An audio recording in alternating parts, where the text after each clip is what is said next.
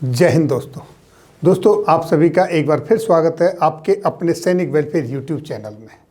दोस्तों, पूर्व सैनिकों की जो वेलफेयर से रिलेटेड स्कीम्स हैं, जैसे home subsidy, education grant, marriage grants, इस सब के ऊपर एमओडी ने लेटर जारी कर दिया है और उस लेटर में आप देखेंगे कि किस में कितना आपका फ़ायदा होने वाला है और अप्लाई करने की आखिरी तारीख कब कब है, यानी हर स्कीम की कट ऑफ डेट कब है और इन स्कीमों से अलग और वेलफेयर से रिलेटेड आपकी अदर इन्फॉर्मेशंस के बारे में भी जानकारी इस लेटर में आपको मिलेगी।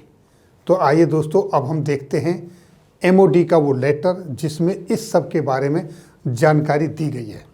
देखिए दोस्तों, ये है लेटेस्ट 4 अप्रैल 2022 का मिनिस्ट्री ऑफ डिफेंस केंद्रीय सैनिक बोर्ड का लेटर, जिसका सब्जेक्ट आपके सामने कट ऑफ डेट फॉर रक्षा मंत्री एक्स सर्विसमैन वेलफेयर फंड यानी RMEWF online applications on KSV websites. जैसा कि आप यहाँ देख पा रहे हैं, इसमें कहा गया है further to this office letter number, ये 1 जून 2021 का एक लेटर था, उसका यहाँ रेफरेंस दिया गया है और कहा गया है कि ऑल RSVs यानी जितने भी राज्य सैनिक बोर्ड हैं उन सब से रिक्वेस्ट की गई है कि वो इंटीमेट करें जिला सैनिक बोर्ड को और उनके एरिया में कि वो सारे एक्स सर्विसमैन को ये सूचित करें कि ऑनलाइन एप्लीकेशन की जितनी वेलफेयर स्कीम्स हैं उनकी लास्ट कट ऑफ डेट क्या है। दोस्तों, यहाँ मैं आपसे एक चीज़ पूछना चाहता हूँ, सभी पूर्व सैनिकों से, क्या कोई ऐसा मीडियम है जो जिला सैनिक बोर्ड या केंद्रीय सैनिक बोर्ड आपके पास इस तरह के वेलफेयर की स्कीम्स को बताता हो? जिला सैनिक बोर्ड के वहाँ से किसी तरीके का ये पब्लिसिटी एक्स सर्विसमैन तक जाती हो? ऐसा कोई मैकेनिज्म नहीं है। यहाँ तक कि उनके नोटिस बोर्ड पर भी ये सारे लेटर अगर आप जाकर देखेंगे तो आपको मिलेंगे नहीं। क्यों ना कोई ऐसा मैकेनिज्म गवर्नमेंट की तरफ से किया जाए कि इस तरह के जो लेटर्स हैं वो पूर्व सैनिकों तक पहुंचा दिए जाएं।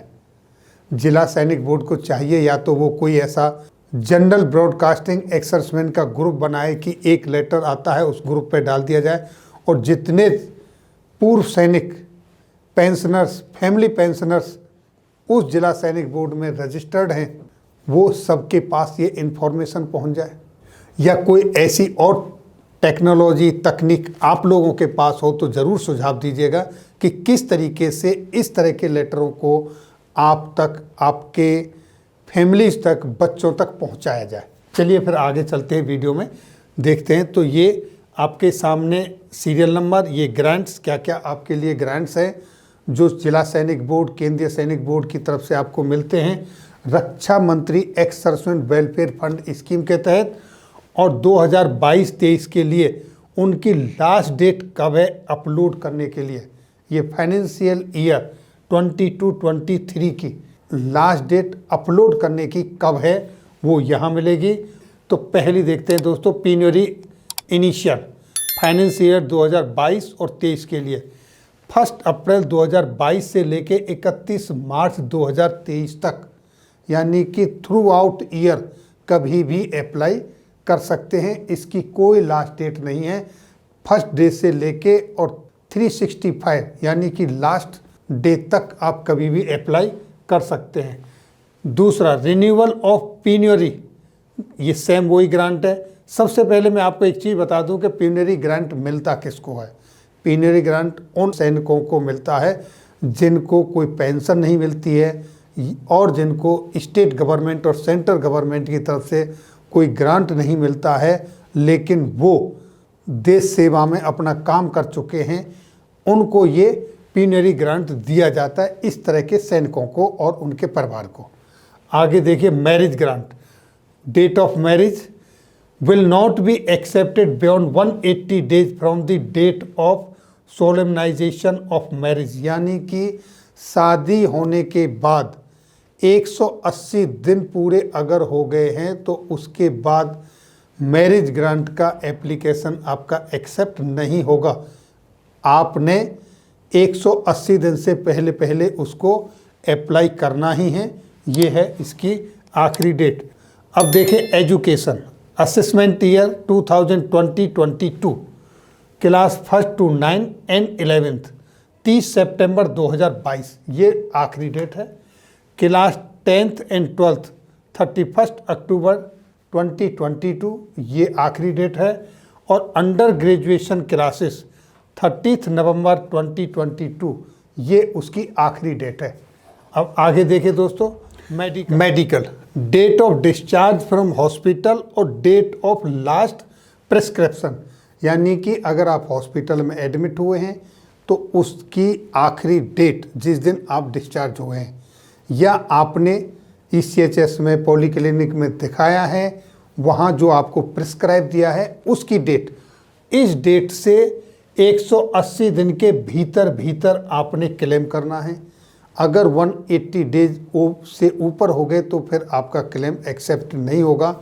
ये इसकी कट ऑफ आखिरी डेट है। आगे देखिए दोस्तों, 100% डिसेबल्ड चाइल्ड इनिशियल शुरुआत जो करते हैं पहली बार, उसके लिए कोई लिमिट नहीं है, कोई टाइम नहीं है। उसके बाद renewal of 100% disabled child financial year 2020-23 के लिए ये 1 दिसंबर 2022 से लेके 31 मार्च 2023 के बीच में आपने अप्लाई करना है। इसके बाद देखिए दोस्तों, ऑर्फन इनिशियल, इसके लिए भी कोई डेट नहीं है। अब renewal of orphan financial year 22-23 के लिए ये भी 1 दिसंबर 2022 से लेके 31 मार्च 2023 तक है। आगे देखिए दोस्तों, vocational training date of completion of vocational course, जो आपका कोर्स है, जो आपने वोकेशनल ट्रेनिंग ली है, उसका जो कंप्लीशन जिस दिन होता है कोर्स, उसकी जो तारीख है उसके 180 दिन के भीतर भीतर आपने इसके लिए अप्लाई करना है। अब इनके अंदर क्या क्या ग्रांट मिलते हैं ये अलग जानकारी है, लेकिन जो लोग इसके लिए अप्लाई करते हैं उनके लिए ये कट ऑफ डेट हैं। अब आगे देखिए दोस्तों, मोबिलिटी इक्विपमेंट, इसके लिए नो टाइम लिमिट, कोई टाइम लिमिट नहीं दी गई है, आप कभी भी इसके लिए अप्लाई कर सकते हैं। सीरियस डिसीजेज यानी गंभीर बीमारियां, इसमें देखें date of discharge from hospital और डेट ऑफ लास्ट प्रिस्क्रिप्शन, इसके प्रिस्क्रिप्शन की लास्ट डेट और हॉस्पिटल से डिस्चार्ज की लास्ट डेट जो भी है दोनों में से, उससे 180 डेज के भीतर भीतर आपने इसके लिए अप्लाई करना है। एबव 180 डेज फिर आप इसके लिए एप्लीकेबल नहीं है। सब्सिडी ऑन होम लोन, अगर होम लोन पर आपकी सब्सिडी ले रहे हैं तो date of sanction of loan by bank, जिस दिन आपका बैंक से लोन सैंक्शन हो जाता है उस दिन से लेके 180 दिन के भीतर भीतर आपने उसके लिए अप्लाई करना है, नहीं तो फिर ये भी आपको फैसिलिटी नहीं मिलेगी। अब देखिए दोस्तों, इंडोर्समेंट ऑफ रिकमेंडेड अमाउंट, जो आपका अमाउंट रिकमेंडेड हो जाता है वो आपने मेंशन करना है, इंडोर्स करना है। मेडिकल ट्रीटमेंट के लिए, वोकेशनल ट्रेनिंग ऑफ विडोज के लिए, सीरियस डिसीज़ के लिए, मोबिलिटी इक्विपमेंट के लिए, interest subsidy on home loan, इन सब के लिए। नेक्स्ट देखें, processing of time barred applications, all जिला सैनिक बोर्ड यूजर्स एंड जिला सैनिक board admin and Rajya Sainik board users and Rajya Sainik board admin may please be instruct to process only those applications that are not time barred as per above mentioned dates. Time based applications are to be rejected by JSB and RSB. यानी कि जिन applications में time Baird नहीं है, समय की सीमा नहीं है, उनको छोड़कर जिनमें समय की सीमा है और उस तरीके के एप्लीकेशन आए हैं जिनका टाइम निकल गया है, तो उनको जिला सैनिक बोर्ड और राज्य सैनिक बोर्ड के लेवल पर ही रिजेक्ट कर देना है। उनको आपने KSB केंद्रीय सैनिक बोर्ड के पास नहीं भेजना है। इसके बाद देखिए, common mistake noticed in financial year 2020-21, इन्होंने बताया है कि 2021 और 22 के बीच में कॉमन मिस्टेक्स ज़्यादातर लोगों की क्या क्या थी उनके बारे में बताया है। वो किस तरह से थी वो देखें।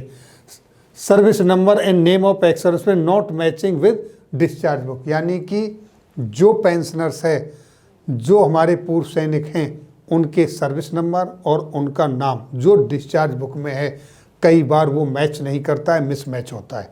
वो दूसरा, विडो का जो नाम है वो डिस्चार्ज बुक में वो मैच नहीं करता है। तीसरी, name of ward not matching with their discharge book, यानी बच्चों के जो नाम हैं डिस्चार्ज बुक में कुछ और नाम हैं और रियली में कुछ और नाम हैं, वो मैच नहीं करते हैं। और मार्कशीट में कुछ और नाम दिया हुआ है, इस तरह की mistake. Spelling of name not matching in online form, नामों की जो स्पेलिंग हैं वो मैच नहीं करती हैं। सेना के अंदर दोस्तों ये क्लियर कट है, अगर राम की स्पेलिंग RAM है उसके डॉक्यूमेंट में तो वही चलेगी, उससे बाद अलग अगर आपने कुछ लिख दिया है तो वो एक्सेप्ट नहीं होगा। तीसरा, timeline as specified for each scheme, यानी कि जैसे अभी बताया, जिस टाइम के पीरियड में एप्लीकेशन जाना चाहिए वो उसी के टाइम में जाना चाहिए, उसके आगे पीछे जाने से वो आपका रिजेक्शन हो जाता है, रिजेक्ट हो जाता है। अब देखिए दोस्तों, एजुकेशन ग्रांट में क्या मिस्टेक्स होती हैं, जैसे note signed by school authority, यानी कि जो मार्कशीट है वो स्कूल अथॉरिटी द्वारा साइन नहीं की जाती है, उस पर राउंड स्टैंप नहीं लगती है, सील नहीं लगती है, ऐसे ही मार्कशीट लगा देते हैं। Name of ward not matching, यानी बच्चे का जो नाम है DO2 में वो उसके साथ मैच नहीं करता है।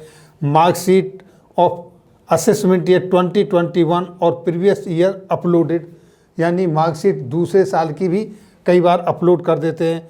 Marksheet does not categorically mention child having past, इस तरह की कॉमन मिस्टेक्स हैं जो आपके क्लेम को रिजेक्ट करती हैं।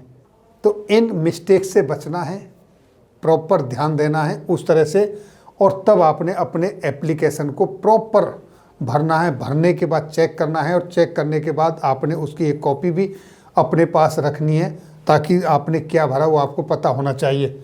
Education in marriage grant, claim for 1 child in name of 2 children इंटर्ड और vice versa in case of education grant in marriage grant, यानी मैरिज ग्रांट और एजुकेशन ग्रांट के लिए अप्लाई कर रहे हैं, एक बच्चे के लिए अप्लाई किया है, नाम दोनों का मेंशन कर दिया है, इस तरह की मिस्टेक्स नहीं करनी है।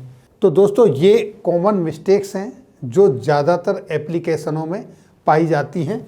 इसका लिंक आपको मिल जाएगा, PDF चाहिए PDF ले सकते हो, उसकी स्टडी करें और सावधानी के साथ अपने फॉर्म को फिलअप करें, उसके बाद ही अप्लाई करें। आगे देखिए दोस्तों, all schemes where bills are uploaded, जितनी भी स्कीम्स हैं वेलफेयर की जिनमें सपोर्टिंग डॉक्यूमेंट के रूप में बिलों को अपलोड किया जाता है, उन बिलों को जिला सैनिक बोर्ड अपने पास रिटर्न करेगा, यानी कि original bill to be return by Zila सैनिक बोर्ड, और उनकी जो रिसीप्ट है वो एक्स सर्विसमैन को दे दी जाएगी। जैसे ही ये आपके बिल पास हो जाते हैं उसके बाद पेमेंट हो जाता है इंडिविजुअल को, तो ये बिल जितने भी हैं वो एक्स सर्विसमैन को, एप्लीकेंट को वापस कर दिए जाएंगे।